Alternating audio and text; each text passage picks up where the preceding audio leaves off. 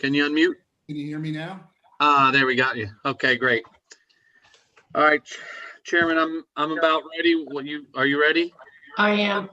Okay, you all set? Ready? Yep. Okay.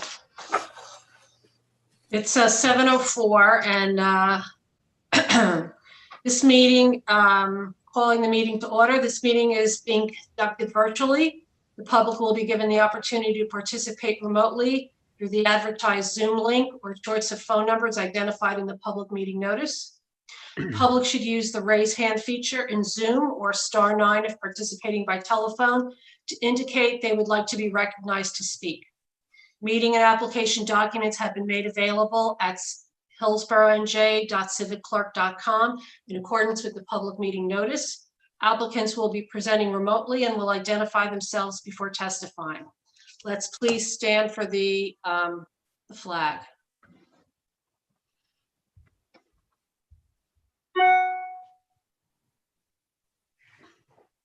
Pledge allegiance to the flag of the United States of America, to the republic for which it stands, one nation, under God, indivisible, with liberty and justice for all.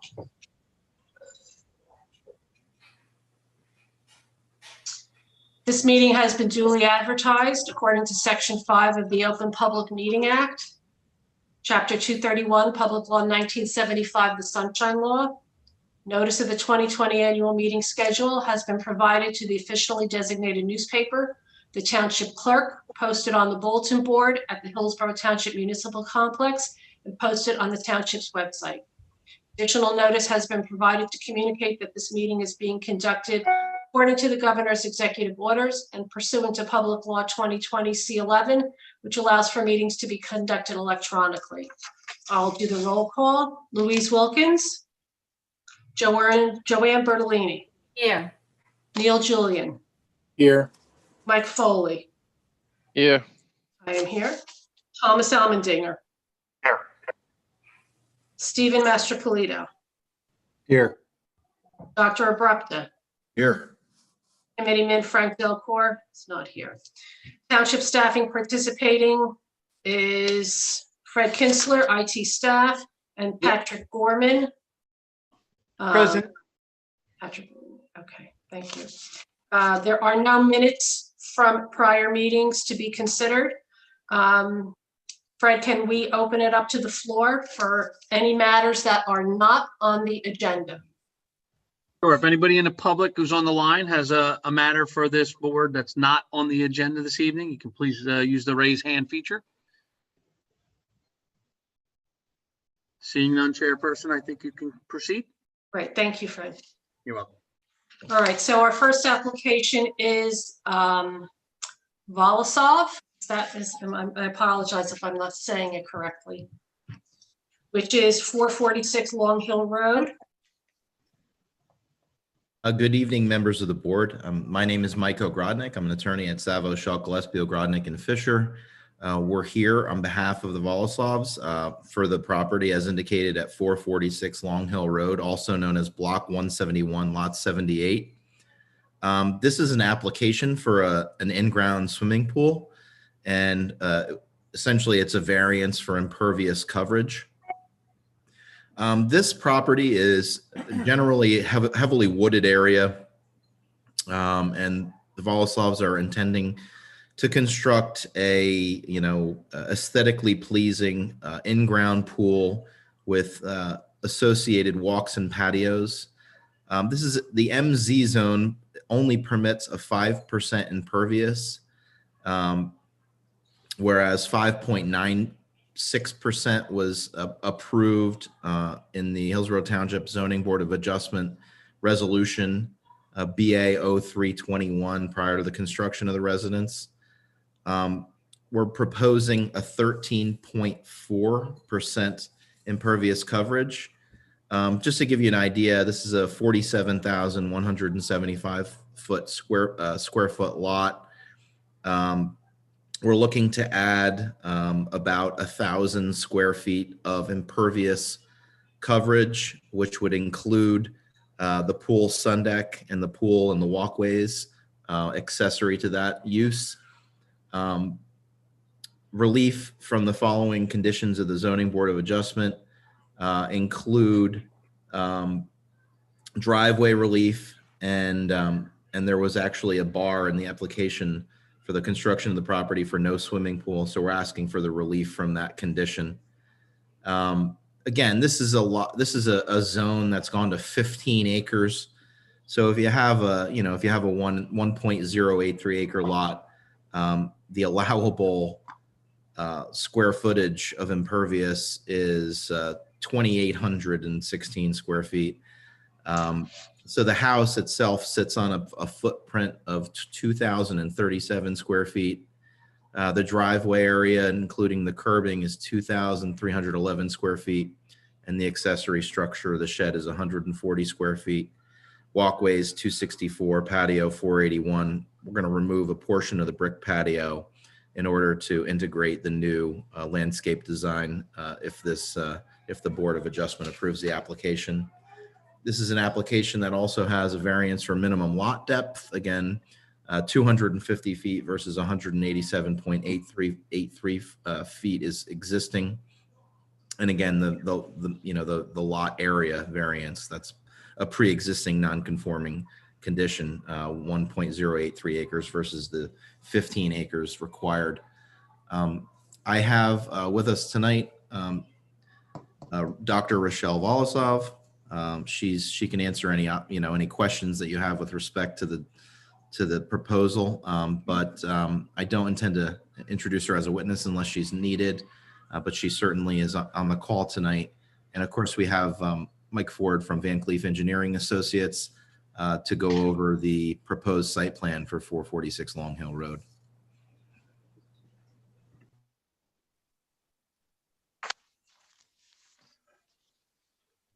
Mike, it's Fred. You should be able to share your screen. I think you should have the capability. Chairwoman, if you're ready, you can go, right?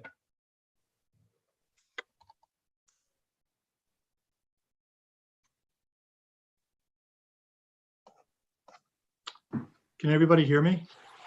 Yes. Okay. Yes, I just shared my screen with an existing condition map. This is Long Hill Road at the bottom of the page. The 1 acre parcel of land is highlighted in yellow. It's a triangular shaped property. Has the existing driveway shown on the northern portion of the property. Over here is for orientation, here's the north arrow. North is on the left side of the page. South is on the, north is on the right side of the page. South is on the left side of the page. And we have the existing dwelling, walkway along the front of the property from the driveway to the entrance to the dwelling, and then a brick paver patio at the rear of the property behind the house.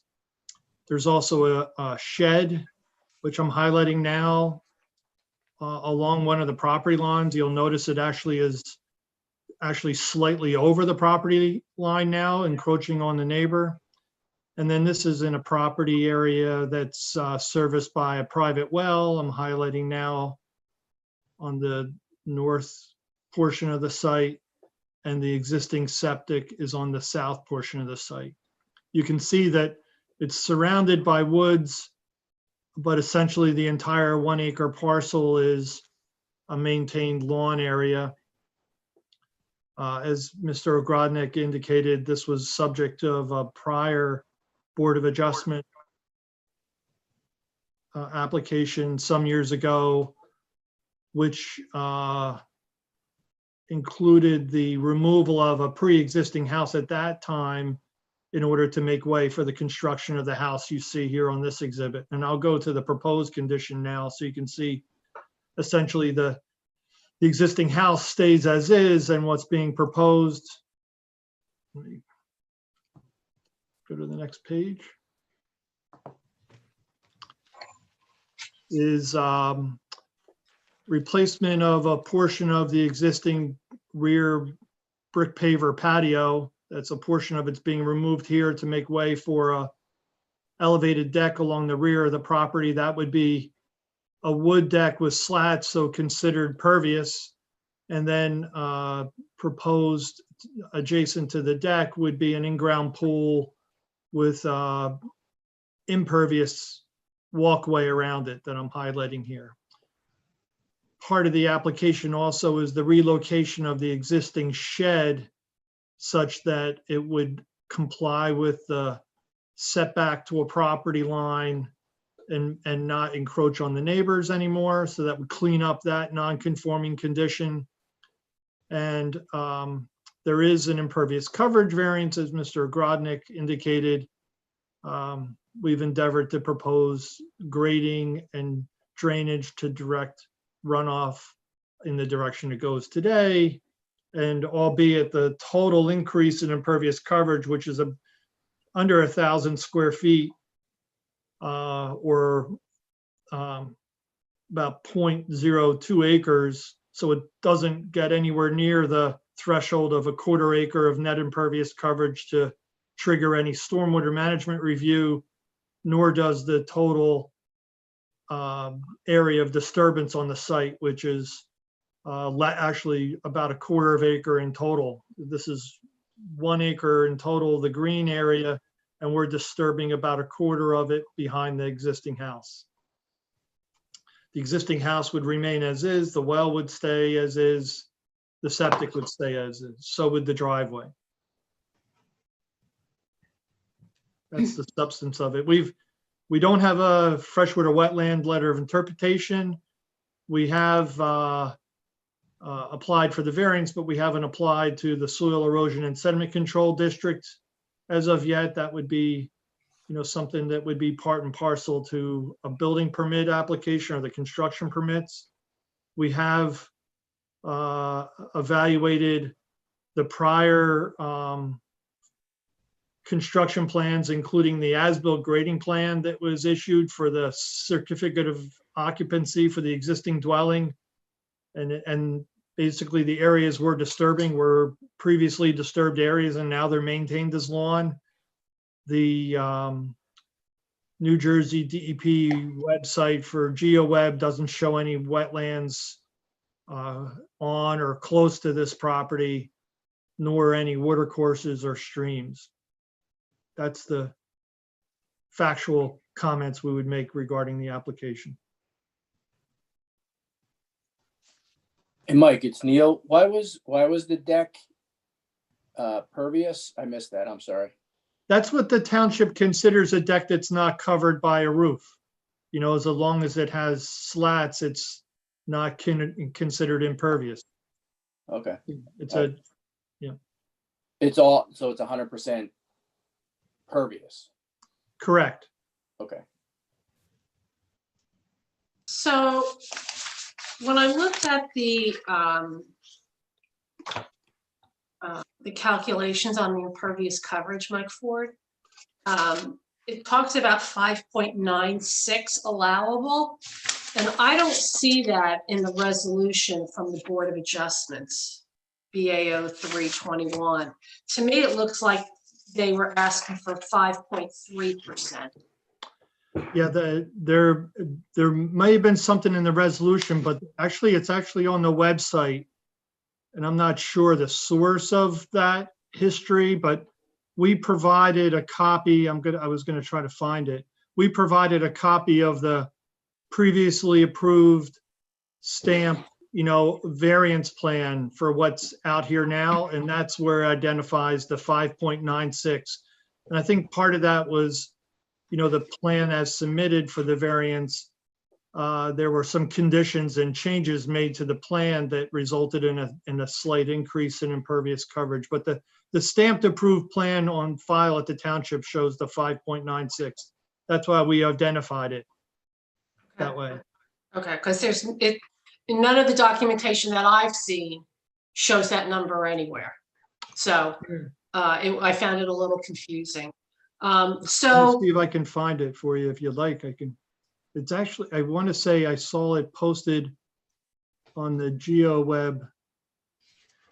While you're talking, I can see if I can find it. is it on Civic Clerk? Yes.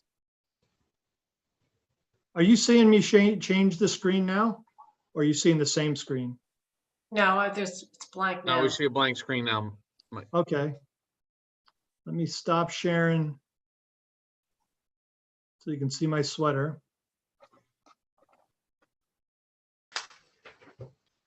Can you see that screen now? I can. Okay, that's the James Mance. Oh, there's well, 5.96 was proposed. There you go. And see it's stamped, approved, and signed by the Board of Adjustment. That's where I got that number from. Okay, all right. Little digging and I research. don't know if I have that. That's actually, I just downloaded it from Civic Clerk. It's on Civic Clerk. Okay. Yeah. So what is the current impervious coverage now? So 5.96 is the new allowable for the lot. What is the current impervious coverage? We're at 11.7, And they want to go up to what? 13.8. So do we get anything in return for the continuing non-conformance? Is there something that can be changed to bring it down a little bit, or is there something that can be done to mitigate the continued increase? I mean, that's 5, 10, that's almost 2 times the allowable. Right. I Well, know, part- it kind of concerns me. I don't know how other members of the commission feel about that. So, Mike, you said you were exceeding impervious cover by 1,000 square feet. Is that right? Correct. Remember? So yeah, so I mean, you could put a rain garden there to manage 1,000 square feet of impervious cover. It'd be about 200, maybe 250 square foot rain garden. So it would be a pretty nice landscape feature.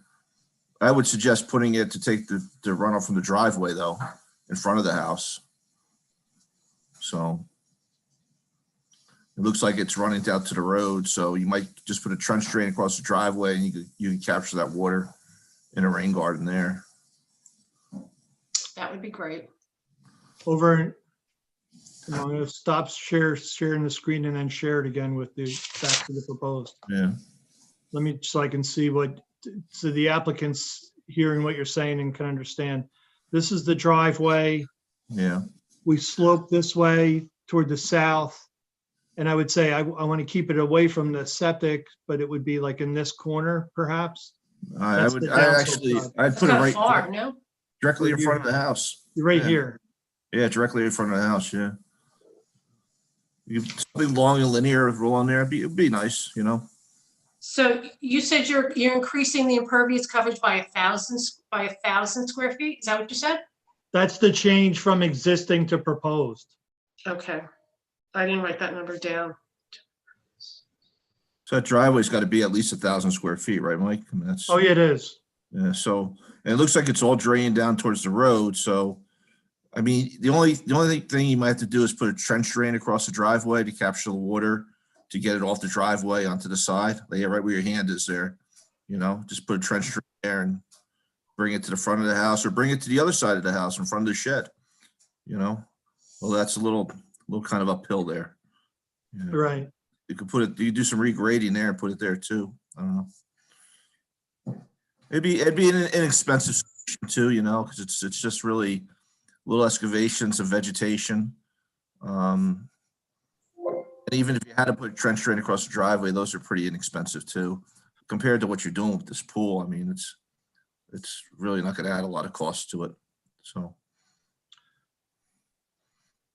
And that's the real issue, is keeping the stormwater from getting onto the road and then getting into the stream, running down the road into a stream. So, you know, if you can keep the driveway from flowing onto the road, that would be a great solution.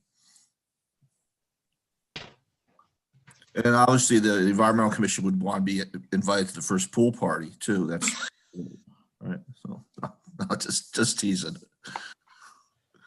Does anybody Yeah, else you have guys any will all be comments? invited. I think doing the rain garden is an excellent idea. I think that's a really good idea. Does anybody have any other comments or questions? I mean, the other thing you could do, Mike, would be a dry well too, which might be a little bit more expensive, you know. So.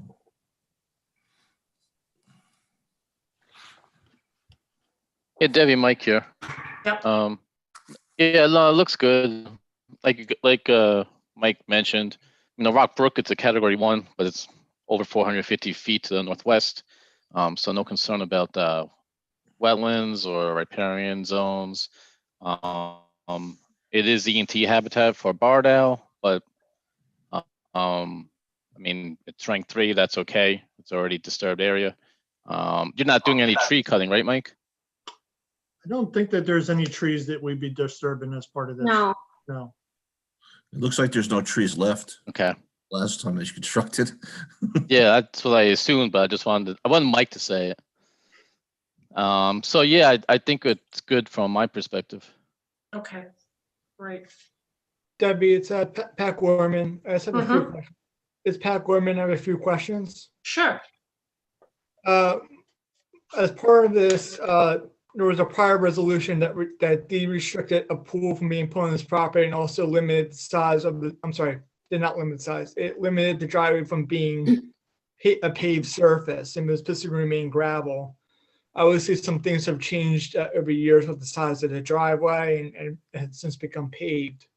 I'm not sure back in 2003 why those restrictions were put in place. I'm guessing it might have had to do with some either water infiltration or other things that had to do with the property or to prevent further runoff. I think the applicant really needs to go into a little bit more about these conditions that they want to be lifted from the prior resolution. Yeah, the applicant bought the property this way and actually, was surprised to hear about the restrictions. I'm not sure whether surprises or was a deed restriction. Yeah, one of the, I don't know that it was recorded though, Patrick. I'd have to check that. But even for example, the driveway, one of the reasons the 9.6% impervious coverage originally approved had that, and Patrick's right, it had a restriction in the prior Board of Adjustment approval that precluded you from paving the stone driveway.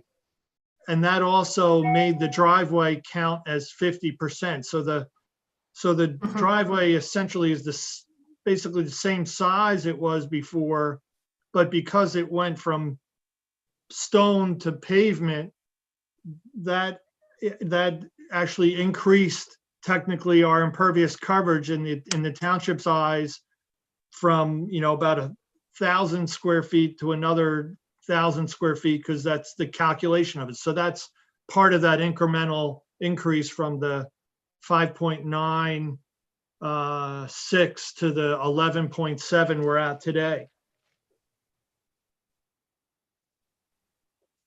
What, Mike, just a follow-up question.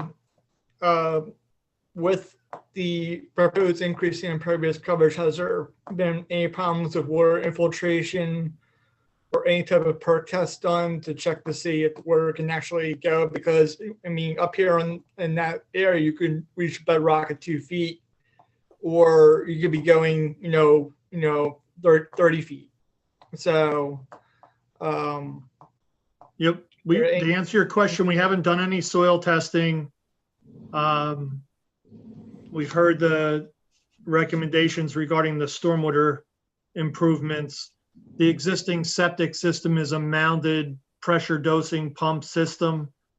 I imagine that's probably because of like you say, historically up on the mountain, you hit shallow depth to rock or groundwater.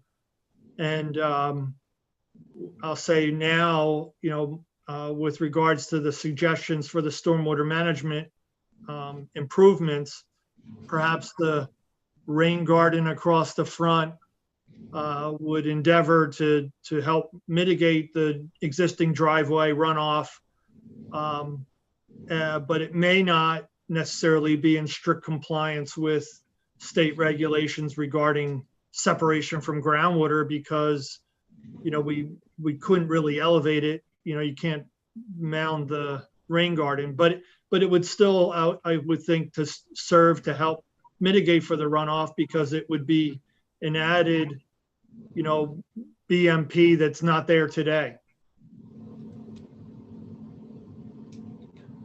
And Mr. Ford, one last question. There was one last restriction in that prior resolution that this was supposed to be a 3-bedroom house. It's since increased to 4 bedrooms.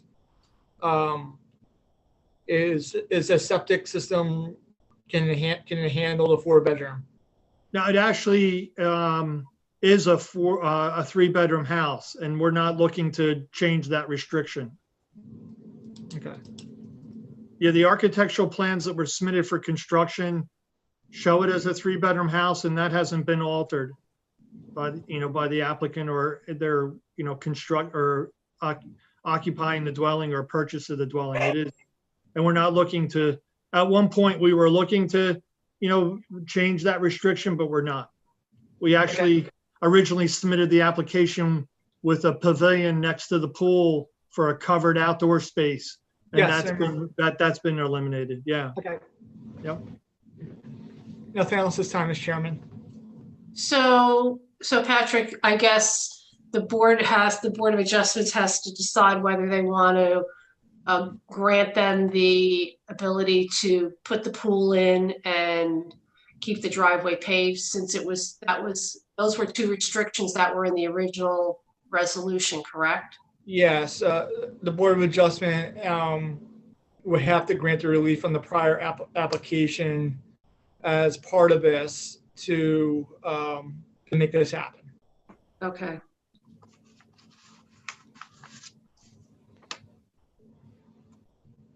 I'm just writing that down.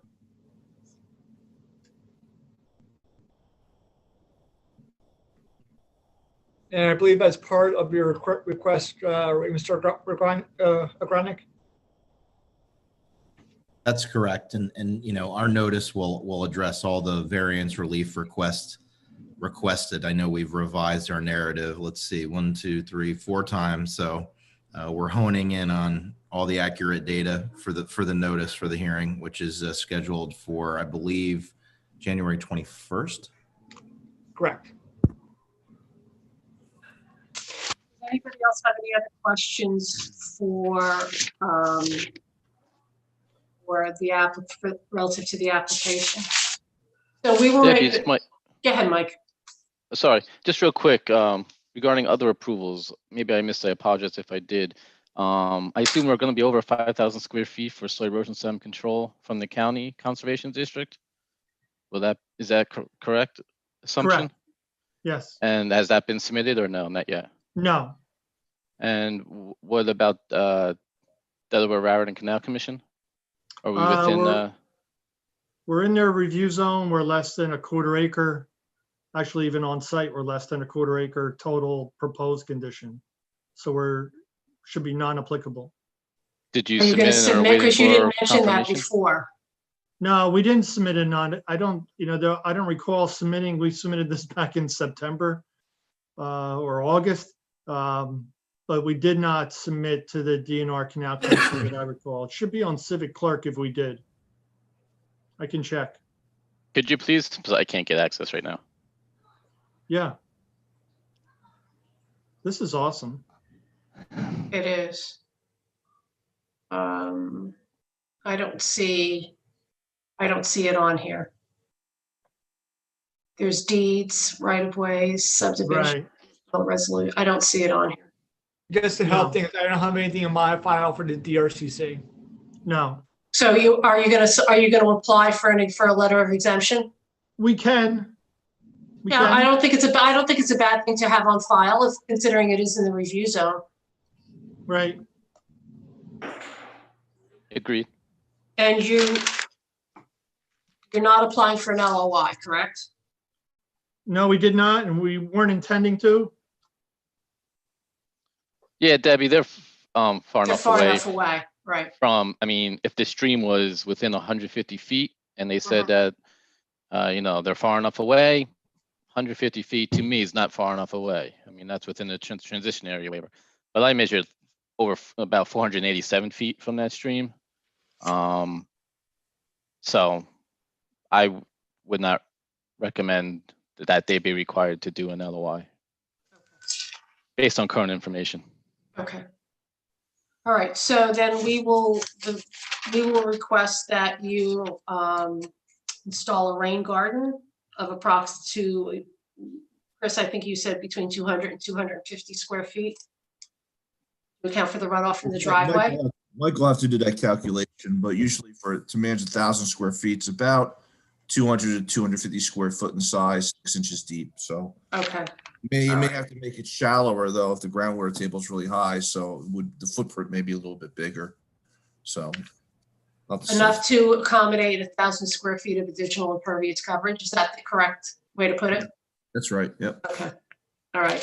And then to submit to the DRCC. So those will be the two comments in the letter. Okay. And of course, to forward us any DRCC correspondence as well as Soil Conservation District correspondence whenever they obtain it. Very good. The invite to the pool party too. That should probably. Yes, I'll make sure that's in Yes, there. all invited. All right, are we good? Thanks, guys. Appreciate All your right, time. thank you very much. Chairman, Hey, Deb. excuse me, Mrs. Fred Kensler, do you want to open it up to the public? Hey, I Deb. see some people have their hands raised. So. Okay, we can do that. Deb, can you Okay. hear me? So we're going to open this up to the public. When I ask you to unmute yourself, please state your name and address for the record, spell your last name. And again, this will be questions about this application that have not already been answered. Looks like Mr. Resnick, are you there? Yes, I am. Okay, you please state your name and address for the record, spell your last name. Thank you. REZNIK, 411 Long Hill Road, Hillsborough, New Jersey. That was Okay. Long Hill Road. Yes, What was the number? I'm sorry.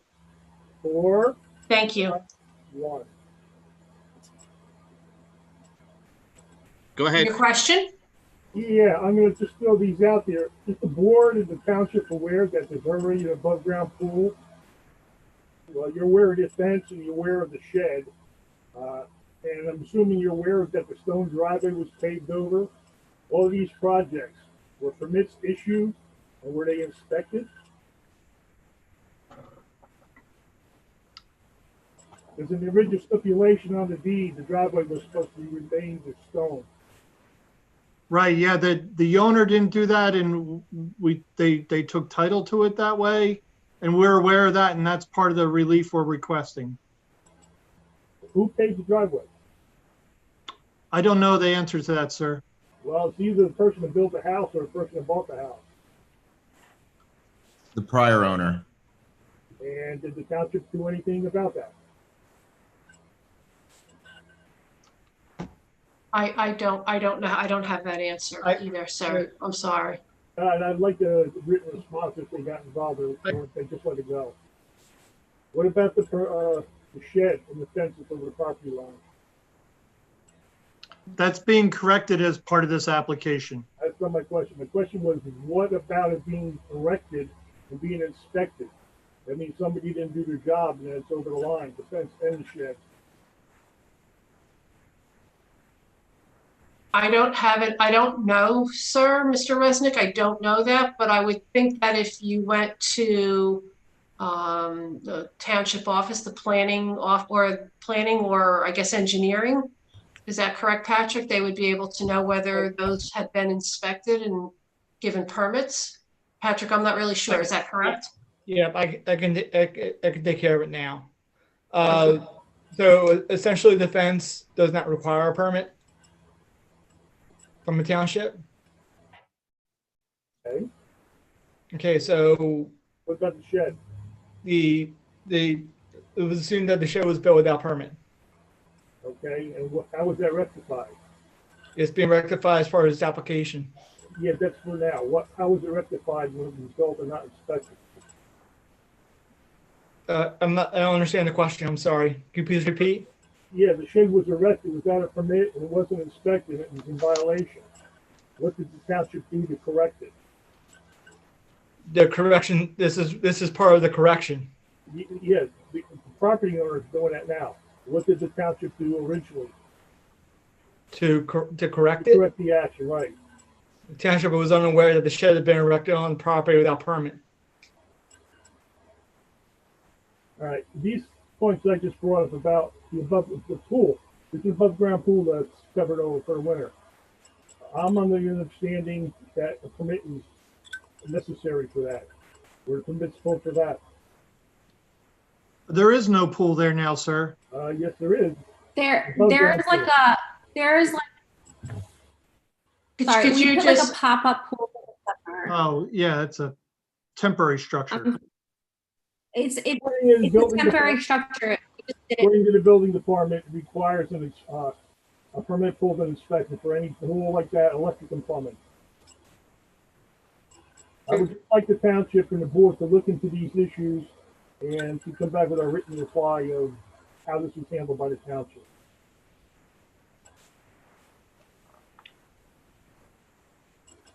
Okay, it's near, sir. we'll put that in the minutes. Thank you, Mr. Resnick. I got a couple more things. Is the board, the property owner, and all these experts aware that the Sarlin Mountains is an environmental and wildlife sensitive area that has an aquifer water problem in wells that's been well documented over the years?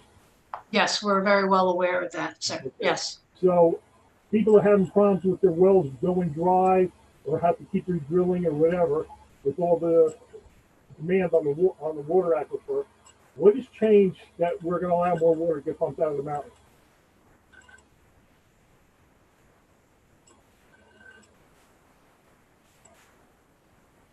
Hello? I'm trying to come up with a response for you. So you want to know what the township's going to do relative to drawing down the aquifer? Right. What I'm asking is basically there was a stipulation about the stone driveway and no pool that was put into the deed. Okay, there was a reason for that.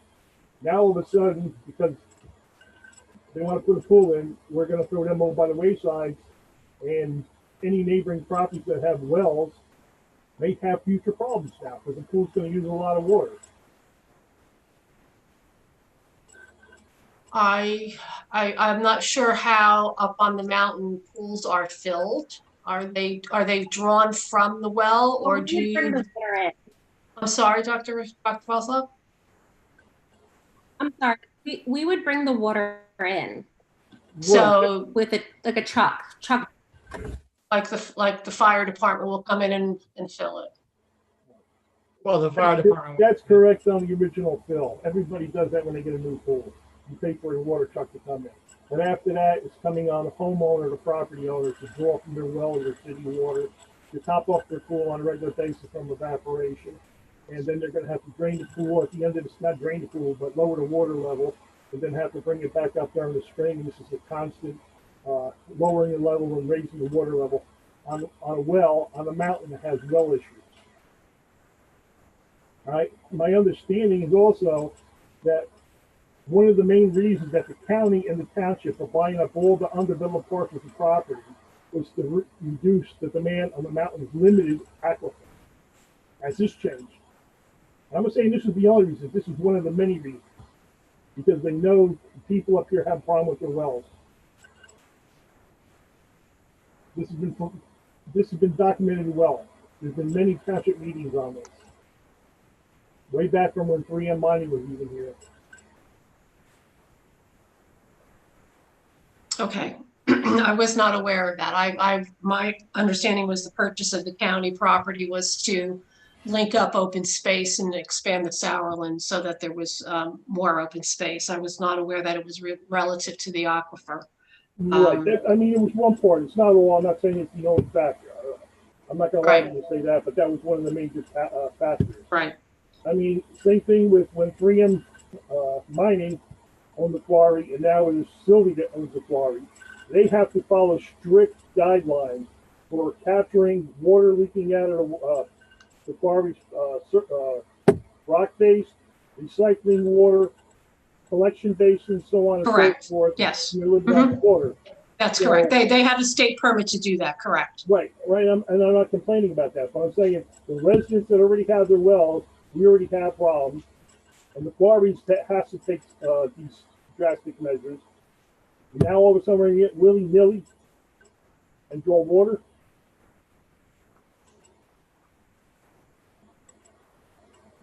Well, we can certainly put it in the, we can, I don't know how to answer that, Mr. Resnick. I'm sorry. I don't have an answer for you. We can document your concerns and you can bring them to the Board of Adjustments when the application comes in January. All right. We are an advisory board to both the Planning Board and the Board of Adjustment, so we can give our recommendations and our comments.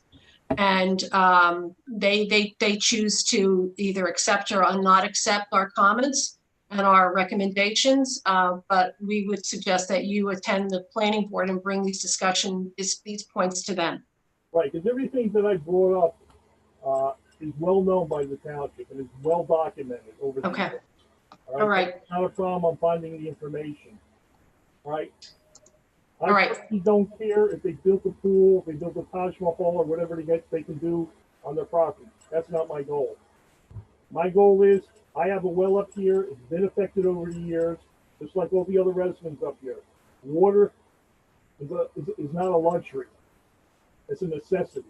And when you lose your water or have extremely slow recoveries or no recovery whatsoever, and have to drill for a new well over 300 feet to get some water, not even a high yield flow of water.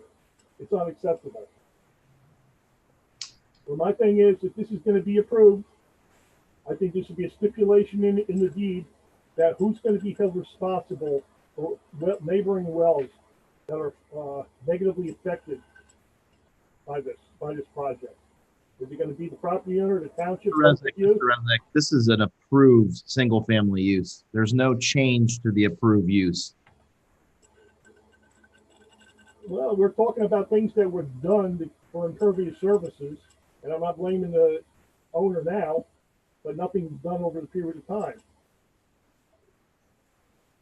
Again, this is a... Oh, the other thing, no, this is another big question. Has anybody inspected the actual property? Sorry, what was your question, sir? I'm having a hard time hearing you. I'm sorry. Did anybody actually inspect the property for where they're going to build this? In case nobody's aware of it, Sutherland Mountain, it's known for its lots that are the size of a house. I hope there's not going to be any blasting to put a pool in. Mike Foley, I couldn't understand. I couldn't understand the question. I could not either. Okay. The Sourland Mountains This is Fred Kinsler. I think what he said was the Sourland Mountains is known for large rocks. He hopes there's going to be no blasting. Again, not necessarily a question, but I think more of a comment. Okay. Okay. Correct. All right. Thank you, Mr. Resnick. We appreciate your input. Oh, all right. Just one more thing, and then I'll let you go. Go ahead. Okay. I know it's, wait a minute, I'm going to find my notes. 1 second. I can't find my notes on here, but I know I just heard the comment a little while ago. It's only an above ground. It's only a pool. It only takes so much water. I don't have the chart, but an average pool, a 10 by 20 pool, the average pool for 3.5 feet is 21,000 gallons for a 20 by 40. 4 feet is 24,000 gallons. 4.5 feet pools 27,000 gallons. 5 feet is 30. Excuse me, Mr. Resnick, this is Fred Kinsler, IT. Again, this is question time. We understand you have comments and concerns, but this is questions time for these applications. Right. Yeah, my question is the board aware that the amount of water is going to be drawn from the well to fill the pool? Again, I think the homeowner already answered the question that the pool was going to be filled by a truck. And again, they're not changing the use of the property, if I'm correct, Chairperson. Right. That is correct. That is what the applicant said, that they'll be trucking in the water to fill the pool initially, correct? Right. And then So they will not be drawing down a large quantity of water from their well. I mean, that wouldn't serve their purpose either, I don't believe, and then thereafter, including all the other people on the mountain. And then thereafter, it's going to be drawn from the well. I would object to that statement. That's pure speculation, Mr. Resnick. All right. Is there going to be a stipulation that any water for the pool is going to be trucked in? I would say that I would recommend that you go to the planning board and not the planning board, to the Board of Adjustments meeting for this application, You can bring it up with, and you can bring that up with them. All right, like I said before, I have no problems with the pool. The problem is our wells, not just my well, but the neighbors up here, the surrounding neighbors, wells go dry or have problems. Somebody's got to be held responsible for allowing a luxury pool to be put in.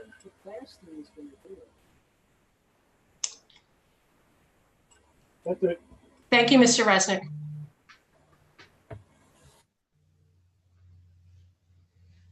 Okay, Chairperson Osler, is there anybody else from the public that has any questions on this application?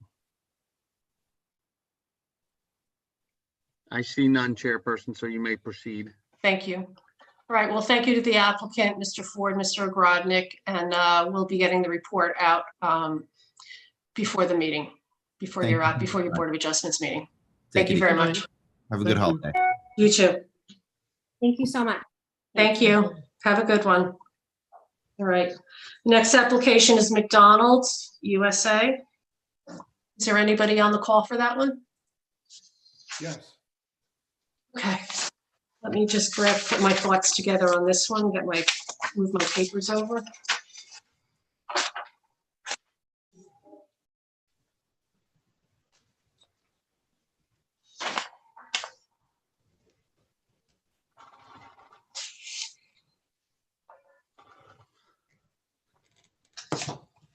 Mr. Lippert, are you gonna start or? Okay. Yes. Okay, When the great. chair tells me it's okay. All right, we'll do it. Do you need screen sharing at all, or you want me to show some things, or? Alex, do you need screen sharing? I can share the screen. I just plan to pull up the site plan, and we can flip through any of the other documents in the site plan package as questions come up. Okay, Mr. Lemay, I'll give you co-hosting permission so you could share your screen there. Thank you. Thank you. Sorry, All Chairperson, right. go ahead. We can go ahead. So my name is Scott Lippert. I'm a partner in the firm of Pashmanstein Walder Hayden, and I'm here representing McDonald's tonight. The commission may be aware that McDonald's has undertaken a program that's area-wide and indeed nationwide of upgrading its facilities, rebranding, making more modern-looking restaurants, and in many cases, increasing the capacity of its driveways, the drive-throughs, making side-by-side driveways to allow for pickup of food without going in the building. This program has been going on for some years, but it's taken on a greater urgency in the age of COVID, as you can imagine. So this project is in line with many projects in New Jersey and throughout the country that are similar. Without further ado, I'm going to turn it over to Mr. Lemay, who is our engineer and our expert in these matters. And I think what he'll do is he'll give you an overview of the site plan and then be available to answer any questions. Thank you.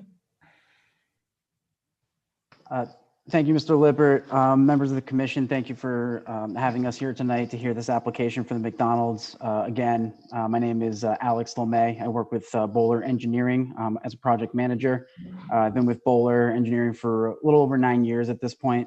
I'd just like to make sure everyone can see my screen. I'm just sharing the site plan sheet from the submitted site plan package. Yes, we can see it, Mr. Lemay. Yeah, if you want to blow it up a little, might be helpful. Thank you. Yeah, I can zoom in slightly. Super, thanks. Okay, just to go through high level some of the existing and proposed conditions from for the application, and then open it up to questions. Again, the McDonald's it's an existing McDonald's restaurant. It's located at 410 US Highway 206 South. It's block 161, lot 13. The existing building is 4,354 square feet, and it currently has 76 seats inside the building. The current drive-through is a single lane, single order point drive-through. It has one menu board and one pre-browse board. The current site has 61 parking spaces, and the hours of operation currently, which will be maintained, is 6 a.m. to 1 a.m. daily. From the proposed conditions perspective, which is the site plan that you can see on the screen now, Overall, there will be, as Mr. Lippert referenced, renovations to the interior and exterior of the building to modernize the building, part of a program that McDonald's has been doing across the nation to update and renovate these stores to be more contemporary with current standards. Generally, for the site improvements, it includes asphalt parking, concrete sidewalks, improvements to ADA parking and access to the building, an upgrade to the drive-through from the single lane to the dual lane side-by-side configuration for McDonald's, and circulation for traffic coming through the site by way of upgrading the parking and changing from the current layout to something that's more consistent with the township's code requirements and regulations for parking stalls, parking aisles, etc. The building is being renovated. As part of the renovations to the building, there's actually going to be a reduction in the building square footage by 180 square feet. That's mainly due to the rear of the building being, I guess, chopped off is not a great way to put it, but the back of the building is being reduced to accommodate the drive-through lane with a bypass lane for the drive-through as well to the top of the page, which is to the north of the site, coming around the back of the rear of the building there. There's also, with the renovation to the building, there was also a reduction to the number of seats from 76 seats existing to 64 seats in the proposed condition. The proposed parking spaces, there's currently 61 spaces on the site. With the renovations and the changes to the layout and the traffic circulation on site, and in order to comply with the town's requirements, again, for the drive aisles, the parking space dimensions, things like that, there's going to be a loss of 21 spaces. So in the proposed conditions, there will be 40 parking spaces. From a lot coverage perspective, overall, there's a reduction of 288 square feet of impervious cover. The existing impervious coverage is 42,947 square feet, and that's being reduced to 42,659 square feet. From a percentage perspective, the existing lot coverage is 62.2%, and in the proposed condition will be 61.8%. The requirement for the zone is 60%, so it's an existing nonconformance that we're looking to bring further into compliance, but still would require relief. From just some other points I'd like to hit on, in reviewing the site and doing our due diligence, looking through NJ GeoWeb, there was no indication of a flood hazard area or wetlands on site.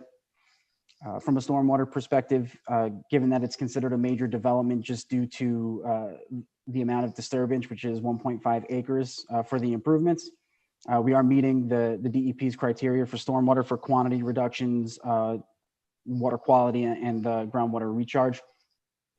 I would like to note that we did submit to the DRCC. We did receive a comment letter back from them in mid-November.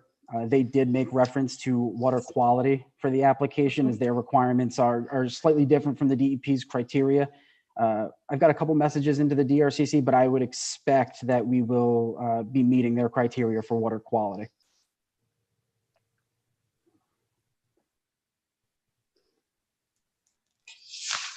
And then just lastly, just so that the commission is aware, we have submitted to SCD. They had a few completeness comments. We're up for updating some notes, which we will address with them so they can complete their technical review. We did also submit to the county as well. We received a letter back from them that they didn't have any comments and improve the application from their perspective. From the NJDOT, we submitted a request for a letter of no interest and received that back on October 7th. And I think that's all of the outside agency approvals and applications that we've made. You're asking for a variance for the lighting intensity. Can you talk a little bit about that? Sure. I can just flip to the lighting plan if you'll just bear with me.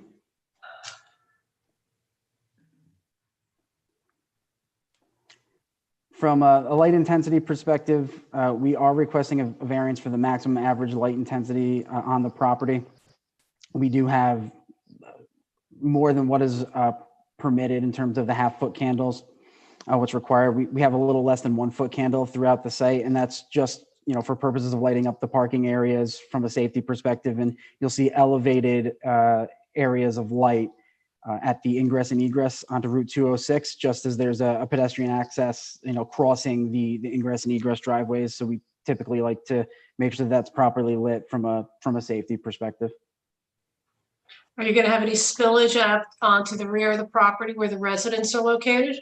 We will not. Typically with these LED lights, you can install shields, and our 1/2 foot candle ISO line does not encroach onto the residential properties to the rear, to the north of the site. What kind of buffer are you providing from a landscaping standpoint for the properties at the rear of the site?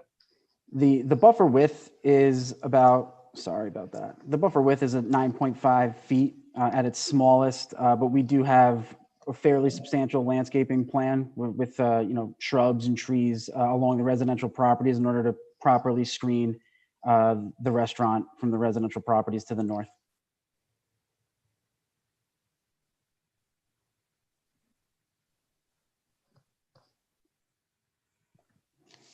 Does any of the commission members have any questions?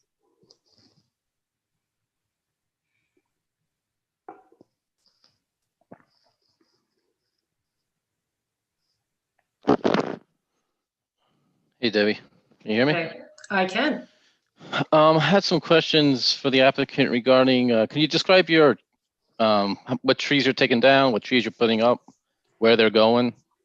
Sure. From what I from in the existing conditions, I believe there's various shrubs that will be removed as part of the improvements, maybe 1 or 2 trees. I'm not 100% sure what type of trees that they are, but in terms of the trees that we are proposing, it'll be various deciduous and evergreen shrubs, along with some shade trees throughout the site.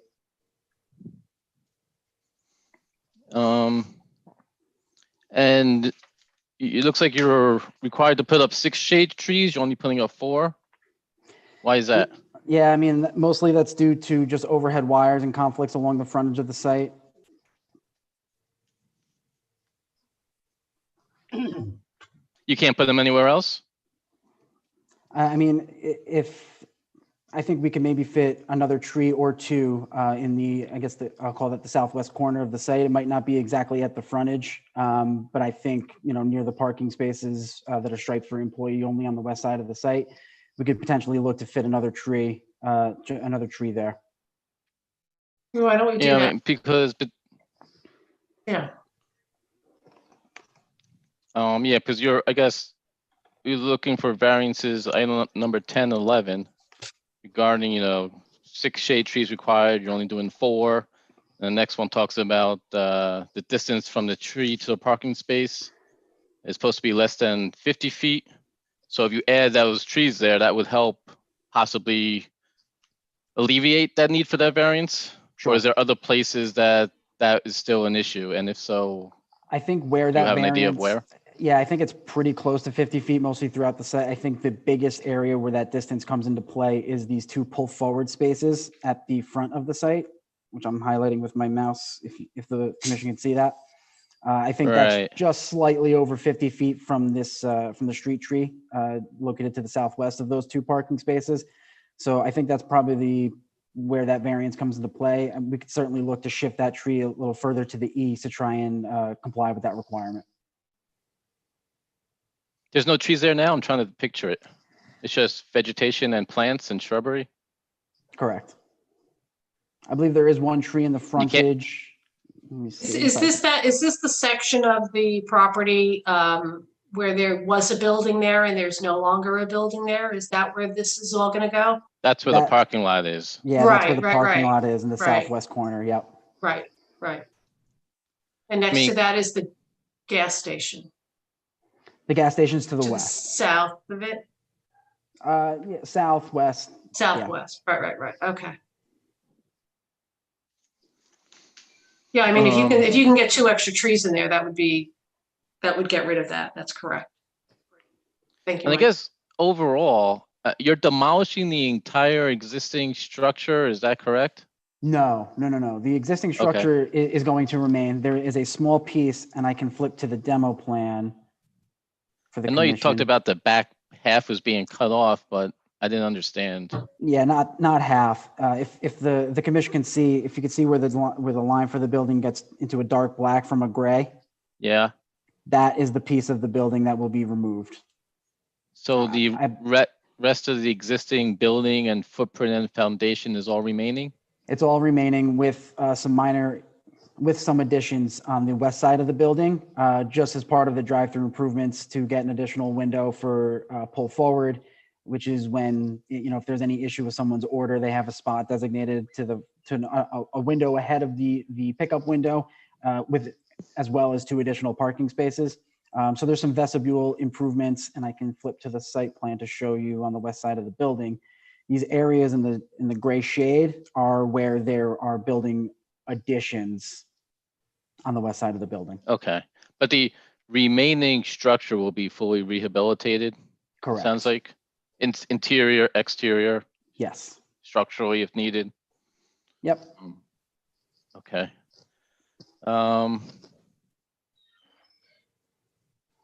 And what about these, is there explain to me your request for a waiver for planting on the landscape islands. Why is that needed? To the landscape plan. Number 13 on this, on your narrative of proposal. Sure.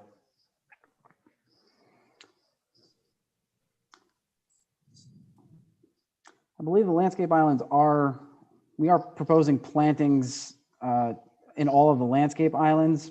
I'd have to confirm. It might just be in terms of the frequency of the shrubs that are being planted that we might be just shy of. Something I can certainly take a look at.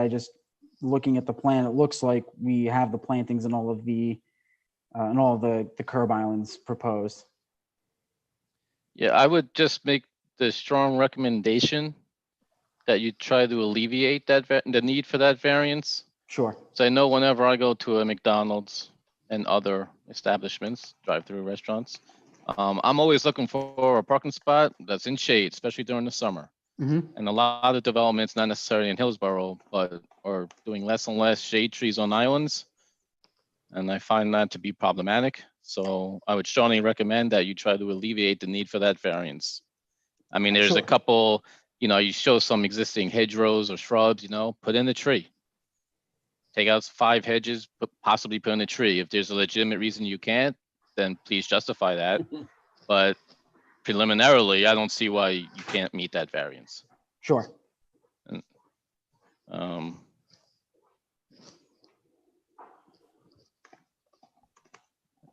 what about the street trees? Where one is required for every 40 linear feet? I guess you mentioned shade trees and street trees, and it's 2 separate variances. Are those both actually the same thing? What I was referencing earlier was for the street trees. I'm just looking at number. We were calling them shade trees, right? We may have been, yeah, when we were discussing Yeah. them. We were talking about the street trees along the frontage and potentially adding 1 or 2 to help to alleviate that variance. Yeah, number 10 calls them street trees, Mike. Yeah, but number 12 calls them, number 10 calls them shade trees. No, 10 calls them street trees. Yeah, but he's referring it to the shade tree ordinance. Whereas 6 shade trees are required. Right. So number 10 and number 12 seem conflicting and or the same. Mm-hmm. I would recommend that you try to alleviate both of those. Yes. And just so the commission's aware, I do have a call set up with Mr. Gorman tomorrow to take a look at the different variances and waivers that we are requesting, and just make sure that we're aligned on what we're citing in terms of variances. So we will certainly be looking at that and getting that refined. Okay. And you're not, and just to put this tree variance issue to bed for now, just generally speaking, to make it simple, I would recommend that you reinvestigate variance request numbers 10, 11, 12, and 13 regarding tree plantings and try to alleviate all 4 of them. Because from my preliminary look at this site plan, I think that's doable with a little additional analysis. Sure. If you, You mentioned you received letters from the Soil Erosion Sediment Control as well as Delaware Valley and Canal Commission. We have. Have we, and I have issues with civic clerks sometimes, Debbie, I apologize. But have we received those? I didn't see in my packet, but I did not check. Yeah, we have the Okay. Delaware and Raritan Canal. I don't see the other one. I did not see the other one. Okay. Can you, The SCD may have come in an email. I will review. I'll take a look, and if there is an email that we received them, I can PDF that and forward that to the township so that they just have that for the record. It wasn't a technical review. They had a completeness comment on one of the notes on the soil erosion plan that they just wanted us to address before they did their full technical review. We were just waiting to see what other comments we got from the other agencies so we could kind of handle everything all at once. yeah, that's fine. We just wanted to have it for our file, for the record. And you're not doing any tree mitigation, right? You're not required to do as far as the tree mitigation ordinance? I don't believe so. Like I said, there's only 1 or 2 trees that are being removed on the site. And where are those? Do you know where those are? I can flip to the demo plan. I mean, with my luck, it will be like the 100-year-old tree on this site. It looks like it's just this one tree right here at the frontage. I don't know what type of tree it is. TBR? To be removed. To be removed. Yeah. Yes. No, I know what that is. I was just thinking. Usually they also put like a big X through it, you know? Sure. Yeah. A lot of people miss little labels like that. So it's that one. What is that? Is that in front? Oh, that's in front of the existing parking lot. Yeah. I have the street view up on my web browser. If you'd like to see it, I can. Sure. I think I can share it. You guys can't see that, can you? Not yet. Might take a second or two. Yeah, let me go to. Well, you might have to stop sharing and reshare that screen. Yeah, I have to select what I'm actually sharing. Correct. Can you see it now? Yes. So it's that one right there. It's this tree right here. Yep. Okay, so are you required to mitigate for that? I'm going to point because I can see it on my screen. Those big trees that are just on to the left of the picture, those are all staying? Yes. Okay.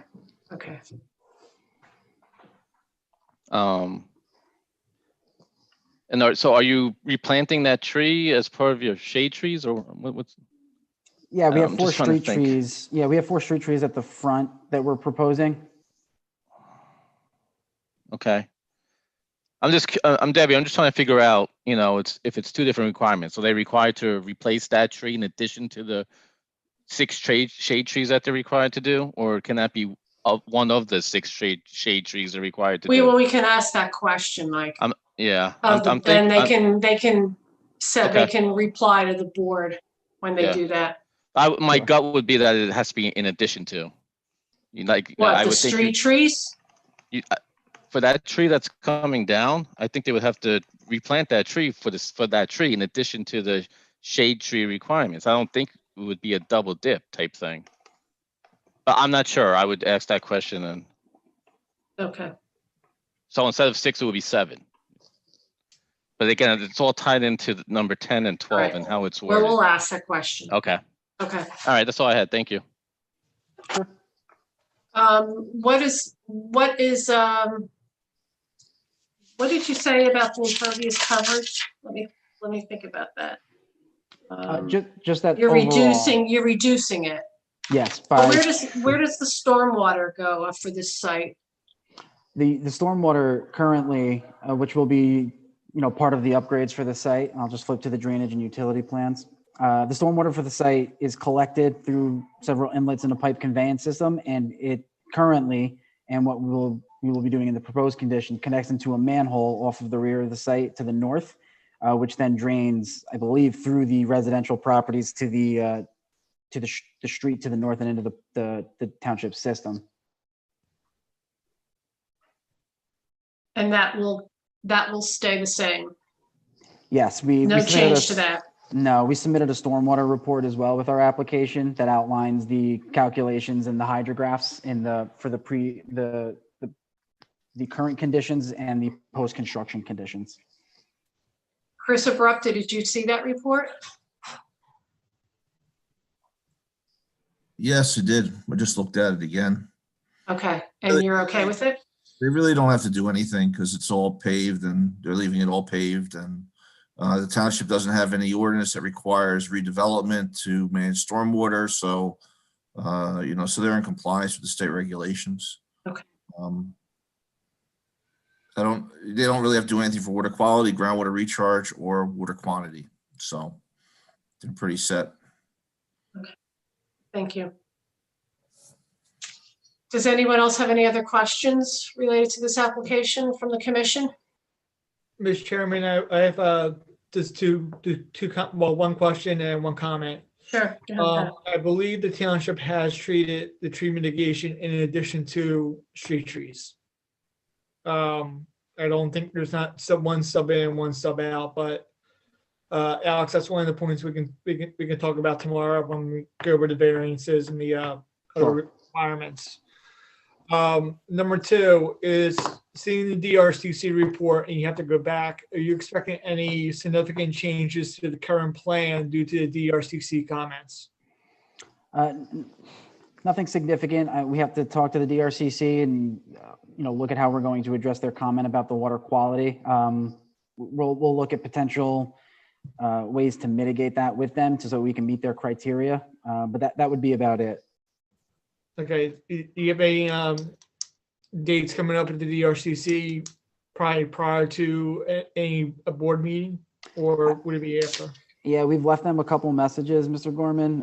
So I'll try to reach back out to them. I know the holidays are coming up, but I'll try to reach back out to them just to coordinate that with them. And whatever they ask, whatever their comment is, or however we plan to address it, I'll keep the township in the loop on that. So if there is a subsequent Board of Adjustment hearing, we can make sure that we bring that up, note the DRCC's comment and how we will be addressing it, or how, if there's enough time to revise plans and resubmit, how it has been addressed. Okay, thank you. Anybody else have any other questions or comments? And you are going to, when are you going to the Board of Adjustments? Well, we haven't been deemed complete yet, so we don't know yet. Yeah. So you're not complete yet? Right. That's and we'll be talking with Mr. Gorman tomorrow on just the outstanding completeness items. To be determined. All right. Hey, Debbie, I got a quick question. Go ahead, Mike. And I'm sure the applicant's aware, the site comes up on as a National Register archaeological grid. Usually these things are very large grids at DEP. It's usually a no-brainer, not an issue, because it covers many properties. But has the applicant looked into that, or does it have to go before the Historic Commission to address that? I'm not sure. We have not looked into it, Mr. Foley. If the commission is asking us to look into it or to make a request of the Historic Preservation Office, it's something we could do, but it's not something we've looked into. The McDonald's has been there for, I think, at least 40 years at this point. Yeah, but Indians were there 300 years ago. Maybe. And we're eating burger and fries, though, I bet. Or the McRib. It's usually, let me just check again. Where was it? It's usually not a big deal, but I would recommend that you just get clarification on that from either SHPO or our Historic Commission. And I'll give you the information. It's on GeoWeb itself. It comes up as archaeological grid number CS119 as National Register eligible. Now, again, that usually means that there is an archaeological find somewhere in that, I don't know, mile by mile grid. Yeah. You're in the upper corner of that grid, so I doubt it's you. But again, just for everybody's sake, I would just get confirmation that you do not have any issues from a historic perspective. Sure.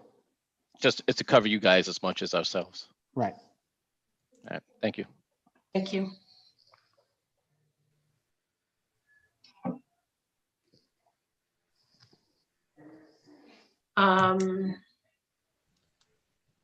So if there's no other comments or questions, thank you very much. Oh, I'm sorry. Wait a minute. I knew what I was thinking before. So, Mr. Kinsler, is there anybody want to open this up to the public? Yes, we do. And yes, we do. So When I ask the public to unmute, please state your name and address for the record and ask your question for this application. Hello, Ms. Gulliford. Good evening. Good evening. Good morning. Hello, Susan. Hi. Susan Gulliford, Hunt Club Road. I have a few questions. The chair will have to let me know if some of this should go to the Board of Ed or if it's at your question. I'm looking at page C302, showing the cars in the two lanes. Yeah, that's the one. Those cars, as they come around, I don't know if the angle is going to change after that, but the headlights going into the houses, the back of the houses on Meadowbrook, is that a solid fence back there in good repair, or what? Will that not change, or is there going to be additional bushes? Yeah, so there's an existing 6-foot high chain link fence, which I believe has privacy slats. And if you look at the landscape plan, we're proposing additional shrubs and bushes to go along the property line to the rear there for those residents to help with the screening of any headlights coming in for the drive-through. The cars use the drive-through similarly now to how they will. I mean, obviously there's 2 lanes instead of 1, but that's sort of an existing condition with the drive-through now. But yes, we'll providing additional landscaping along the rear of the property. Okay, I have a question about noise. You're now going to have two sets of speakers as opposed to the one that the neighbors are already hearing back there, correct? Right, yes. And they'll be at the same volume. There's really nothing that can be done on that? Well, what I would anticipate is that the volume actually is going to be the same or less. These speakers with these menu boards, the menu boards have a feature where they can take in the ambient light and kind of auto dim. So when it's darker at night, they don't shine too brightly. And that's similar for the speaker boxes as well. They have an ambient feature where they kind of take in the ambient noise and they adjust the volume automatically to be, a little louder, or a little quieter, based on the ambient noise. And the good thing with the speakers is that the person taking the order is only speaking out of one speaker at a time. They kind of alternate the orders that they're taking. So there won't be 2 speakers with someone taking an order at the same time. Okay, so they won't be fighting to raise their volume so that one's as opposed to the other. Correct. Okay. So there'll never be 2 speakers on at the same time? Correct. Okay. Thank you. Where is the dumpster on this? I'm looking at the plan. It is back here in the wow. northwest corner of the property. Oh, okay, thank you. That's it, thank you. Thank you. Thank you, Susan. That's it, Chairman. I see no other people. Okay, we can close that then. Thank you very much for the information. We'll be getting a report to the Board of Adjustments sometime in January, probably. Thank you very much. Early January. Thank you very much. Thank you. Thank you very much. Thank you, everyone. All right. So for our members here, do we have any, there's consideration of old business, the discussion of the Rock Brook Bridge rehabilitation, the letter from the county based on Mike Foley's letter to them. Did anybody want to have a discussion about that, or all good with that?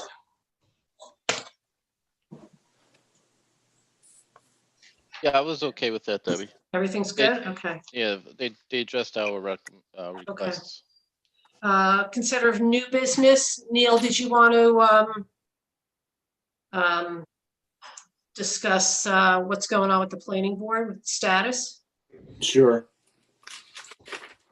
So there was a few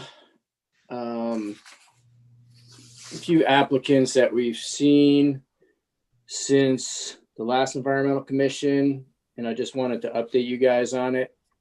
The one, which is Green Care Forms, LL Brzezinski, that the one on Woods Road, that got moved until February. That was the one that potential development for the memory care facility. Yep. So that got moved to February, which to me always kind of says that they're going to try to address some of the things that I guess a lot of the neighbors were talking about and that the Environmental Commission was talking about that night. Right, we talked about moving the lot line so that they don't need a Right. variance, right? So that always kind of draws my attention when they adjourn down the road and try to mitigate some of the things. So that was one. The other was the Comcast, application, and they went down the checklist and everything on the Environmental Commission's comments they agreed to. So they're going to, I think the big issue was the 50-foot buffer at the rear. They're going to reconfigure the solar panels. So Thank that you, it's- Dr. Abrupta. Yes, excellent. A big win. Big win. Redesign. And you're probably your Comcast rate's gonna go down too. Yeah, yeah. I was just gonna say the opposite. My cable blotchy ever since that meeting. I haven't had good cable service. I don't know what's I'm being targeted. Just your service. I hope you don't mind. We agreed to that one, Chris. That's great. Excellent. That So- makes me very happy.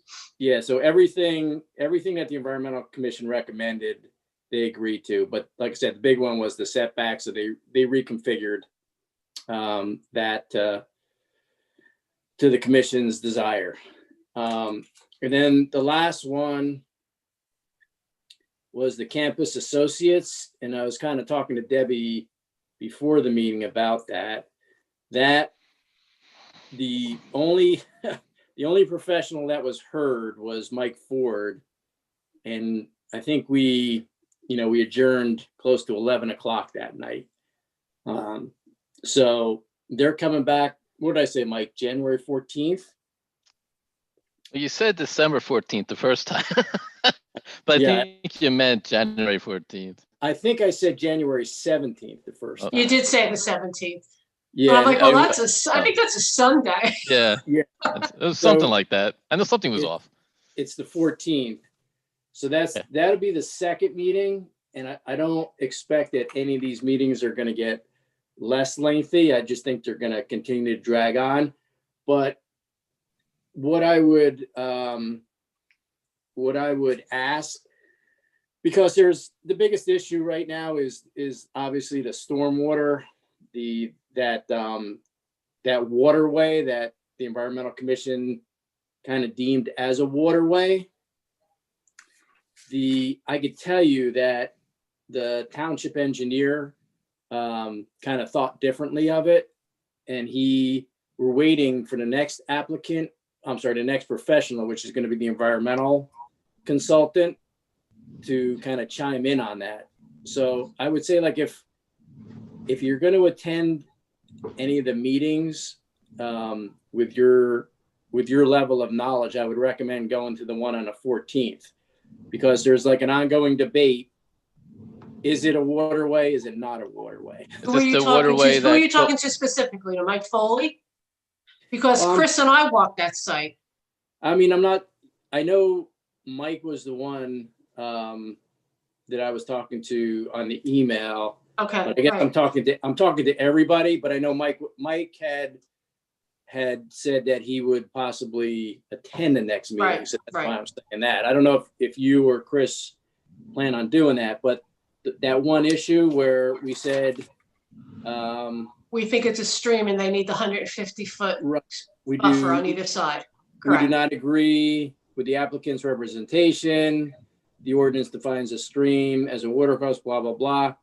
So obviously Van Cleef is disagreeing with that. The neighbors actually brought up the fact that there's that pipe that goes under 206 and I guess comes out on the other side. And I even read an email that they said that neighbor was saying it's a C1 waterway. That I don't know or don't know. The township engineer, his name is Bob Euro. He was taken the other side, meaning like he didn't agree that it was a waterway. Did he So walk the site? Did he go out there and see it? Did he Yeah. walk in his muck boots up to his ankles? he did. Because we did. Yeah, 2 he feet did of too. water, 12 feet wide. He Seriously? did walk it. It was chock full back there, man. Yeah. Oh, It was a mess. did it Yeah, have he- bed and banks? I didn't walk it. You guys did. He walked I'm it asking Debbie. also. Yeah. Did it have banks? I would say it was fairly shallow, but it was full of water. Yeah. Okay. Chris, you were there. I mean, if the definition is that it has intermittent flow, then yes, it was a stream. Hmm. Yeah, it looked like a stream to me. And actually, Okay. didn't it say deem it as state open waters? Well, didn't that come up in that meeting? I thought the state wanted that to be state open waters too, and they were looking at. That's what I was just gonna follow They up with. were. They changed it because the last diagram showed it as potentially state open waters. That was one Right. of the issues that they had, correct? I remember Mike Ford said that the state thought this was state open waters, and they were arguing Right. about that. But Right. Right. So and then I guess they realized, wait, if it's state open waters, then we got to put 150-foot buffer on it. So now I think the big fight is that no, it's not state open waters. I don't know who makes a final determination if Sounds like township TPO. engineer is not agreeing with us.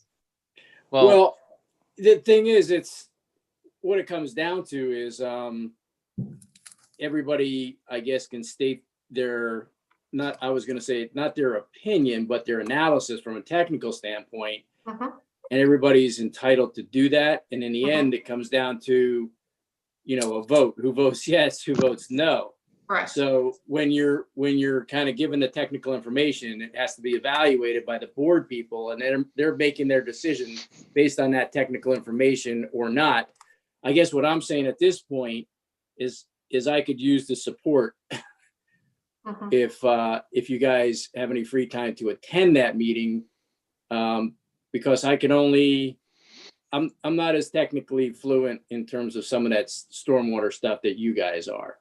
I carry the torch to the meeting, and I always try to vocalize what we vocalize at the meetings, and we do a pretty good job. Obviously, you could see with the Comcast, and 99% of the things that are brought up are agreed to and carry a lot of weight. But I guess with this situation, I saw what was happening last meeting, and I'm just kind of letting you guys know. If that There's a makes lot of sensitivity of those neighbors back there Something- relative to this development. Yeah, yep. So Yeah, and They this have is to a be heard. this is the stream that goes through angles through the center of the property, It right? bisects the Yep. property. Right. Yeah, Okay. exactly. I mean, I was planning to attend on the 14th as a member of Joe Schmo Public and just observe. Full disclosure, I was not at the site. I haven't seen it. I mean, unless there's pictures that Debbie or Chris took, I do have. beneficial pictures. for, I can give this to you. I'm not going to be able to attend that meeting because I'm getting ready for another event on that Saturday. Right. So I'm going to be sort of tied up. So I guess you- I guess at this point too, I could just reiterate that, I had an opportunity to talk to the Environmental Commission since the last meeting. And since the last meeting, you guys still agree with the fact that it is a waterway, correct? mhm. Okay. I'd like to, yeah, I mean, based on what Chris and Debbie are telling me, I'd agree with that. Okay. And we have the pictures to back it up. Yeah, I'll send the pictures over. Okay. I mean, Send them out. bottom line, they're going to have to go to DEP.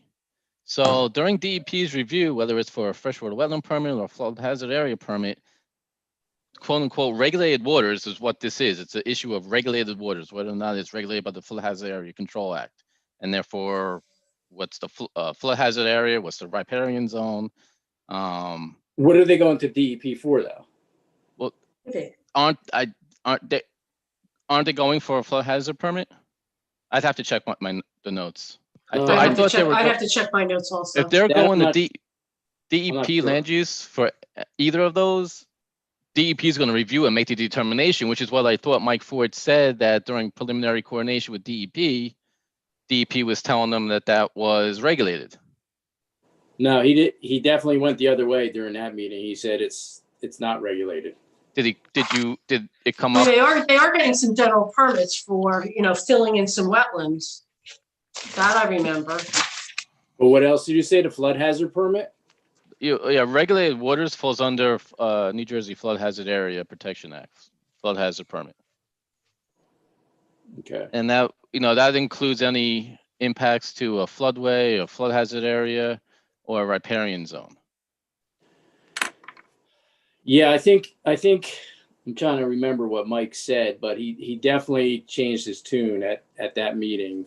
Which does not surprise me. They are getting an individual permit for the disturbance to the riparian zone. That's what my notes show. Then that's a flood hazard permit. Mm-hmm. Okay. So DEP's got to address. I mean, we could still give our 2 cents, and I think we should, but DEP is going to make a determination. And Chris, unless you disagree, that whether or not that's a regulated water course, and that's going to answer this question. Will they come out to the site, the DEP? Not necessarily. It depends. Okay. If they, especially with their man-hour issues and staff availability. Yeah, I know. It's hard to get anything through them anymore. Yeah. Yeah. So if they deem it a regulated waters, then we have a 150-foot buffer requirement on it, right? That's kind of how that works. Right, and then they have reconfigured the plan. But they're going to lose 2 buildings then. They lose a building in the back. Correct. Yeah, probably. Maybe 2. Yeah. So yeah, we were trying to get them to do like an upstream analysis or a downwater drainage analysis, something to that effect. But again, like sometimes that's not their property. So I know the attorney was pushing back against that because he's kind of saying, well, that's not their issue. And I know that, you guys said you didn't find the manholes where supposedly the drainage goes. The engineer did not find them either.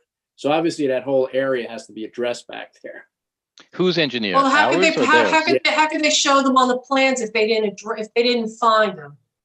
It's Right. where they're supposed to be. It's where they are on the plans, but Right. or we couldn't find them. Yeah, I think the big There issue was with- nothing. Yeah, the I mean, township engineer couldn't find them either. Yeah, I mean, the big issue with that though is that what they're saying is right now, all that water goes into that pipe. Right. And then they're saying, but we're going to put stormwater management in and we're going to reduce the amount of water going to that pipe. So it's going to be a lot less. Well, no, it's going to be more because right now no water goes to that pipe. Right. So they're saying that Adding water, so they're going to exacerbate the flooding problem there. they're So saying that they'll water use pipe the that wasn't going there. Yeah. So, Yeah, they're saying they'll use the manholes and the pipe, but you can't find the manholes. right. Well, we found a manhole. I think we found a manhole. We just didn't find the grate that, suppose there's open grates that water goes into. That's correct. Right. It's if that's not happening, then that pipe's not receiving water from the area. So all their stormwater calculations that say, hey, we're going to reduce the water that's going to that pipe are wrong because there's no water going to that pipe. So now they're going to put an 18-inch into that other pipe and they're going to be dumping water in there where there was no water going before. So they're going to increase the amount of water going to that pipe. It's going to back up and it's going to flood out all those neighbors on Johansson. And you better tell your town engineer that because when they come looking for somebody, they're not going to come look for me. They're going to come look for them and with pitchforks and torches. So, Yeah, no, he knows that. So obviously, yeah, they're going to have to find the grate or 2 or 3 of them. I don't know. I haven't, this is the issue that I have when you get an application in, and I don't mean specifically this one, but in general, when there's a traffic study done, there's no impact to traffic, but nobody's looking at the big picture. They're just looking at the individual pits, and it's the same thing with the stormwater. I mean, these guys said that, that Stellar Academy feeds into this area. So it's a regional problem. So somebody's got to look at it on a wider basis than just this, because Right. there's more than just this that's impacting that area, and Right. so I'll leave it at that. Well, you get into watershed management, right, Chris? And that's a whole nother beast. yeah, well, I mean, it's regional stormwater management planning, and that's something that should be done anyway. But and there's obviously already a flooding problem in this area. So any more water that's going to be added to that system is going to be a problem. you know? Yeah, they will tell you that. Right now it's going overland flow and going into the ditch and going on its way, and that's flooding out. Right. That pipe receives all the water from Village Green. For everything from that road is going into that pipe. And now you're gonna add more water to that pipe. It's gonna be a disaster back there. So Yeah. Chris, are you gonna be able to attend? I told those people sell right now. Hurry up and sell. Get out. Hi. Chris, would you be able to attend on the 14th? I'm gonna try. Yeah, I have it on my calendar, so I'll be there. Okay, I'll try as well. And in that Okay. regard, Neil, what are we allowed to do as environmental commission at that meeting, or we just talk as public members? Like, what's the legality or technicalities of that? I think you. I've watched them before, but I have not participated, so I didn't know if there's anything we had to abide by. I think I really don't know the legality, but I think it's perfectly, in my mind, it's acceptable to say, number one, you're a resident of Hillsborough, and you're also full disclosure, you're a member of the Environmental Commission. That's and fine. Have reviewed the application, but would like to make some comments. I don't see what's wrong. I'm just checking. Patrick, do you have any guidance on that? The guidance I always give is, we can always reach out to the board attorney for guidance on the situation. We have an advisory committee that's already issued a letter.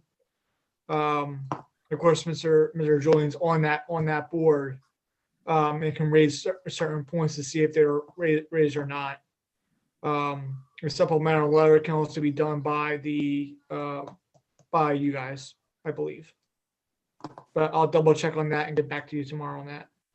Thank you. Okay. All right. Yeah, I mean, I knew I had obviously another opportunity to talk to you guys about it. So sometimes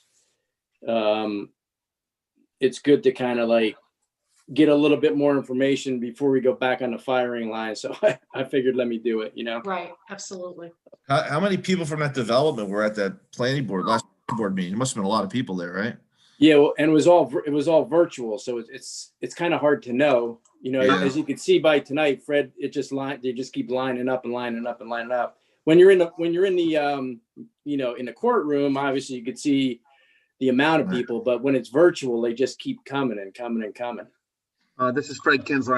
I can give you an idea. I think we had approximately 21 people on the panel. Oh my goodness. That's no, that's just the panel. That's talking about the attorneys, the applicants' witnesses, and we had approximately 85 public members on. There you go. Goodness. But at that meeting, again, there was an attorney representing a lot of the public people. I believe that was the one, or maybe that was Campus Drive. But we did have probably at least 10 of the public people want to speak, but there was approximately 85. I know there's been a couple big meetings. The Campus Drive. Yeah, the church is the one. I think the Harvester Church is the one. They have an attorney. Right, they have the attorney. The other one, the one behind Bethel, did not. But the one was about 85, and the other was about 60 public people. So yeah, there was quite a few. Right. Quite a few. Yeah. And Carl Sirachi did not show up. So it was on you. There you go, Mr. Vice Chairman. He did an excellent job with no issues. So, I'm sure he did. And I've heard that Carl's going to be out for a while, so I don't know how long. Okay. So lucky me. Lucky you. Okay. I got your back, Neil. Thanks, Fred. Well, Michael and I will be able to harass you at the 14th. It'll be fine. At some point, I do want to speak to whoever the powers that be and try to get somebody else on the Environmental Commission on that board, because there's always been a couple of environmental people. I mean, you remember Mike was there for years. He was great. I mean, God rest his soul, but Mike was an environmental person. And then Stephanie was there for a while, right? Mm-hmm. She moved, right? She moved, and now there's just me. And I feel like it would be good if somebody else was there too, So I'm going to mention it to somebody at some point. Right. All I heard Foley said. Is that everything? You didn't hear You didn't hear the don't wanna church mute one, Chris. right? Is that Board The of what? Adjustments? Wait, say that again? Is that Church. church the Board of Adjustments? The Harvester Church? Patrick, that must be yeah. Board of Adjustments then, Yeah, right? I can provide a brief summary on that. So essentially, at the last meeting, Harvester Church was on the agenda. As Fred said, there was a considerable amount of public that were there for the application. We got through the engineer's comments for that meeting, but there were other considerations done. They may have to come back with a revised plan. They're carried, they didn't finish up, but so essentially they're carried to the January 21st meeting. They're not going to be heard that night, but we can't assign them a date into the next year until we adopt the calendar for next year. Mhm. So I won't say they're on for the 21st to figure out a date to be determined when they'll come back to the board. Okay, thank you. Mhm. You're welcome. Yeah, that's all I have, Deb. Hey, Neil, Okay. what about JSM? Oh yeah, I'm sorry. I'm glad you brought it up. That we're gonna hear on Thursday. I didn't see an environmental commission report. Oh, there were two. Oh, There was one, no, there was a report. Because on- Steve did a thorough review of the phase 1 and phase 2, and there was a lot of questions in there. Is that on the civic clerk, you think? I don't know. Because I didn't get it in a package. So if I didn't, then I have to go on that civic clerk. and find- Maybe it went out on Thursday or Friday of last week. I'll have to look for it because Check with Deborah. that's this Thursday. So December Because I 17th? know I sent it, Mm-hmm. because I updated it based on Steve's information. That's the Yeah, I think I owed you some stuff too, Debbie. I apologize that's the to cost review cutter, that. the old cost cutters. The one by Cost Cutter. Yeah, Yeah, right. yeah, that's coming up this Thursday. So- Yeah. I wanted a response by December 1st, so I could, maybe not. By I don't know. Wednesday, I There's so think, many right? going on. I don't. I know. I'm losing Hey, track. guys, this is Fred again. I'm looking on Civic Clerk as you guys are talking right now under the JSM for the planning board meeting. And there is a letter that said, well, or a title of something that's called EC memo with attachments. Yes, I attached the DEP description of the CEA for the site. Because Steve, you said that their numbers, their groundwater numbers were very, very high over the limits. Is that correct, Steve? Is that how, did I get that correctly? Yeah, pretty much. So, Mr. Julian, that document is up on the Civic Clerk under the planning board meeting for this Thursday. Okay, thanks. I'll have to get up to speed with that then because I was looking for it in my packet. Didn't see it, so I figured it must be on civic clerk. No, So it's an extensive letter, I think. I Okay. think it's a fairly long letter. yeah, I'm glad you brought it up because that was the other thing I Yeah, was going good. to ask you Thank about. you.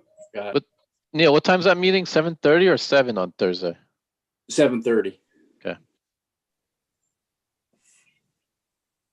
All right, that's great. I'm sharing it on the screen right now, Neil, so you could take a quick peek. Okay. It's of what it looks like. All right. Yeah, I'll go. So it into is a civic couple clerk. pages. Okay. Thanks, Fred. Thank you. All right, so that's good. I'll email All right, so in a few minutes. I couldn't understand him. Could anybody else? I think he said he would email it in a couple of minutes. Patrick, you broke up there. Sorry. what's he emailing? I think that report, your EC Okay. report. Okay, I great. think that's what he said. I heard it break up too. Okay, thank you. All right. Let's see, where are we on the agenda?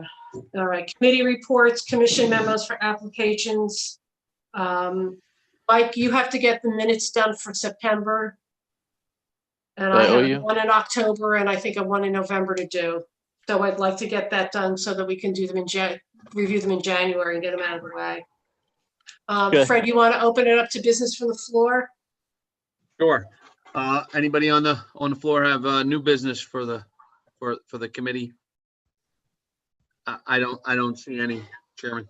None? That's great. Thank you. All right. You're welcome. So, all right, let's have a motion to adjourn. Mr. Chairman, just a couple more comments. Sure. So I want to thank the commission this year for their service. I know it's been difficult at times, especially transitioning from the live meetings to a teleconference to now the Zoom format. And I just want to thank Fred for his help with us getting things together. You guys did a great job, and I'm happy to be here to help you guys. Well, we want to thank you, Patrick, for all your support and help. It's been, it was a difficult transition, at least for me, to go over to the virtual side of these meetings, and having you and David here has been a big help to me. And Fred, thank you for your continued work here. We couldn't do that without you. And I want to thank the members of the commission, because I think it's been a difficult year in a lot of respects, but I think we have done a great job, and I think we've been handed some really difficult applications. And I think that, the fact that Neil said that that they took all the comments for the Comcast report is a good indication that, we're doing good work here for the township. And I want to just thank everybody for their time. This is Fred. I'll echo that, Chairman. This board has done a great job with this. Some boards have struggled a little bit more than others, and you guys have got up and run with this, and I think we've made it work. And being able to sit in all these meetings, I will say that your letters of recommendation, like Mr. Julian said, have been heard, from the other boards. So I guess that's your goal as an advisory commission. So you guys should be commended as well for your volunteering to the town.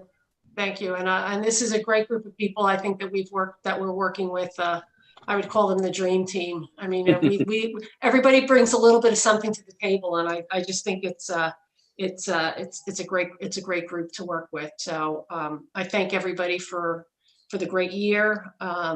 It's been a difficult one in a lot of respects, but I want to wish everybody a wonderful holiday, and let's hope for a better 2021, a happier, healthier new year. Can I get a motion to adjourn? Everybody wants to stay on? I'll make the motion as long as we continue our holiday dinner next year in 2021. Yeah, what the hell? I need a second on this. The dinner or the adjournment? Yes. Yes. Joanne, you always did that. You always put those together for us. That was such a great idea. They were always a lot of fun. So thank you. All right, I do need a second. Mike Foley made the. I'll second it. All right, thank you. All right. Thanks, everybody. Have a great holiday. You too. You too. See you guys Happy next holidays. year.